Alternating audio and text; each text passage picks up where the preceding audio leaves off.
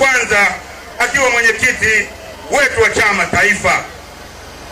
Kama nilivyosema, operation tuliyokuwa nayo mezani ni kuhusu no reform no election, na tunaomba wananchi mtuunge mkono kama ambavyo wananchi wa Nkasi Kaskazini mmekuwa mnakomaa wakati wote. Kuna watu wakasema tunaenda Nkasi Kaskazini kufanya nini, wanajitambua. Lakini mwenyekiti wa taifa akasema lazima turudi Nkasi Kaskazini ili tukumbushane kufukia haya yaliyotokea kwenye serikali za mitaa. Tutiane ujasiri ndugu zangu. Kwa hiyo hamasa yenu tunaiona, utayari wenu tunauona. Mko tayari kabisa kuikabili changamoto na mambo yote hofu negative yanayotokeaga wakati wa uchaguzi. Na nikiangalia sura zenu toka nimetoka Kabwe na Manyere na hata jana Mbeya mjini, naona kabisa Wananyasa mko tayari kwa ajili ya uchaguzi wa Oktoba. Isipokuwa hatuwezi kwenda business as usual, hatuwezi kwenda kwa namna ile ndugu zangu.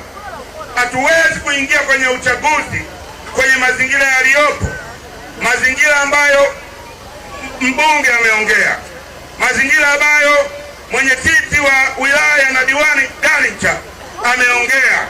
Nini kimetokea katika chaguzi zilizopita, hususani uchaguzi wa mwisho wa mwaka jana 2024.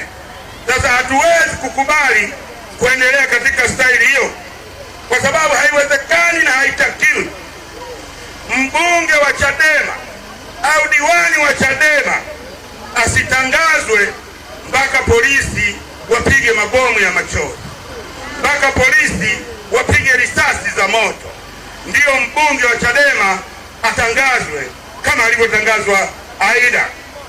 Haiwezekani watu waumizwe, haiwezekani watu wapate vilema, haiwezekani watu wauawe eti kwa sababu ya kiuchaguzi. Ili tunaenda kulikataa kuanzia sasa, na operesheni yake imeanza jana. Mimi mwenyewe nimekuwa mbunge kwa miaka 10. Mwaka 2010 ili niapishwe, ilibidi tuchome matairi barabarani, turushe mawe, tukate nguzo, tukate miti, tufunge mji ndio nitangazwe. Watu wengine wakiwa wamekufa, watu wengine wakiwa vilema mpaka leo. Sasa ubunge gani huo?